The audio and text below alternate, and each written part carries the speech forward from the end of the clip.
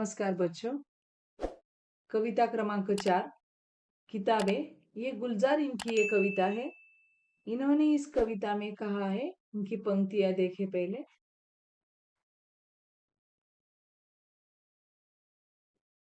किताबें झांकती है बंद अलमारी के शीशे से, बड़ी हसरत से तकती है महीनों अब मुलाकातें नहीं होती।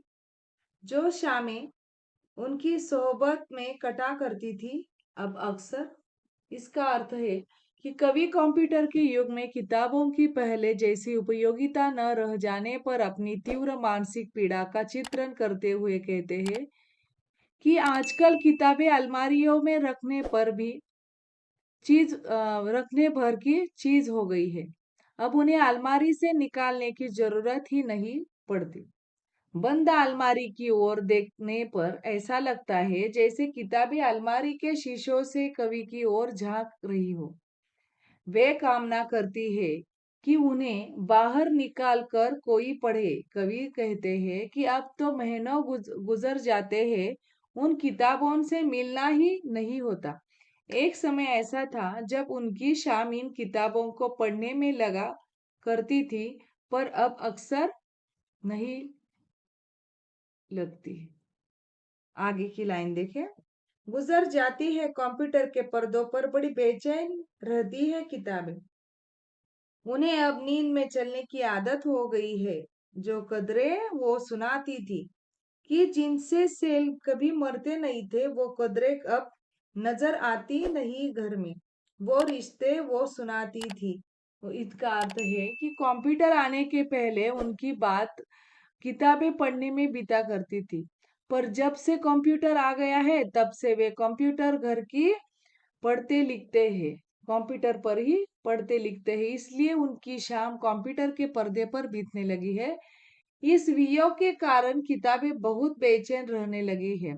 अब हालात यह है हो कि किताबें नींद में चलने लगी है, अर्थात कवि को सब सपने में कभी दिखाई देती है। इन किताबों से जिन मानव मूल्यों की जानकारी मिलती थी और जो अक्षुण्ण हुआ करते थे, वे मानव मूल्य अब घर में नजर नहीं आते हैं। ये किताबें रिश्तों संबंधों के बारे में बताती है।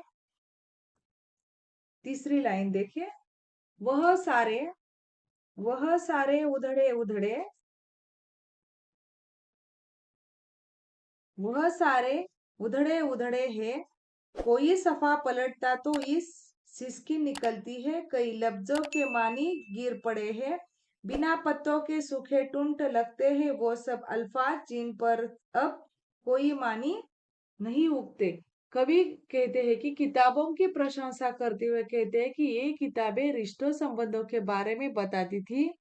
वे सारे संबंध अब उधड़ गए हैं, टूट गए हैं। जब वे उन किताबों का कोई पन्ना पलटते हैं तो उनकी हालत देखकर उन्हें रोना आ जाता है और उनके गले में सिसकारी निकलने लगती है। इन पन्नों से कई शब्दों के अर्थ फटकर गिर पड़े हैं। बिना अर्थ वाले शब्द ऐसे दिखाई दे रहे हैं जैसे वह बिना पत्तियों वाला कोई ऐसा ठूंठ हो जिस पर अब कोई अर्थ नहीं उगने वाला।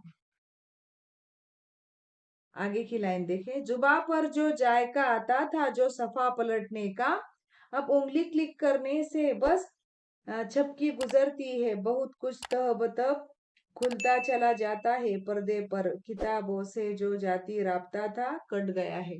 इसका अर्थ है कि पुस्तकों और कंप्यूटर पर पृष्ठ पलटने के तरीकों से बारे में कहते हैं कि किताबों के पृष्ठ पलटने में जीभ का एक प्रकार का स्वाद मिलता था।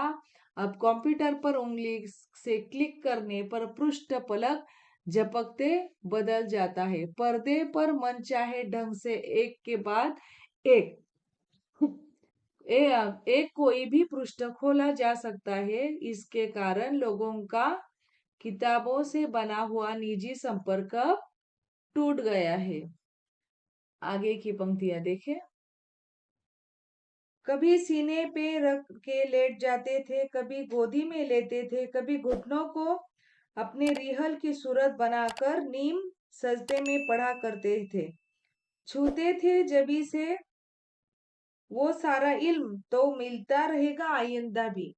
इसका अर्थ है कि किताबों के संपर्क के बारे में बताते हुए कहते हैं कि किताबें पढ़ते समय वे किताब को छाती पर रखकर लेट जाते थे, उसे गोद में रखते थे, कभी घुटनों को रिहल बनाकर वो पुस्तक पढ़कर आधा माथा टेक कर वो पढ़ते थे, उसे माथे पर चढ़ाते थे ताकि भविष्य में भी उन उससे ज्ञान प्राप्त होता है। आगे की आखिरी लाइंस देखिए। मगर वो जो किताबों में मिला सकते थे सूखे फूल और महके हुए रुके, किताबें गिरने उठाने के बहाने रिश्ते बनते थे, उनका क्या होगा? वो शायद अब नहीं होंगे। इसका अर्थ है कि किताबों के साथ कुछ रोचक बातें भी जुड़ी हुई होती है। कंप्यूटर पर आधारित हो जाने पर अब शायद उनका अस्तित्व नहीं होगा। किताबों में कभी-कभी किसी के लिए फूल या संदेश पत्र रख दिया जाता है, जिन्हें लोग सूख जाने पर भी संभाल कर रखते हैं।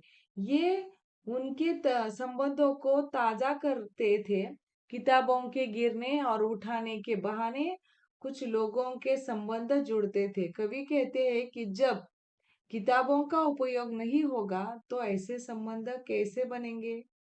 ये जो कविता है गुलजार जी की, इन्होंने जो पुस्तकों के बारे में लिखा है, किताब लोग पढ़ते नहीं, अक्सर वो कंप्यूटर के पर्दे पर ही हमारा पूरा काम कर लेते हैं, उधर ही पुस्तक पढ़ते हैं। एक उंगली के क्लिक से सब पलक झपकती है, और जो किताबें में पढ़ने का अभी मौका नहीं मिल रहा है, ऐसे गुलजार जी ने इन कविता में कहा है। आज की ये जो कविता आपको अच्छे से समझ में आई होगी। ठीक है, धन्यवाद।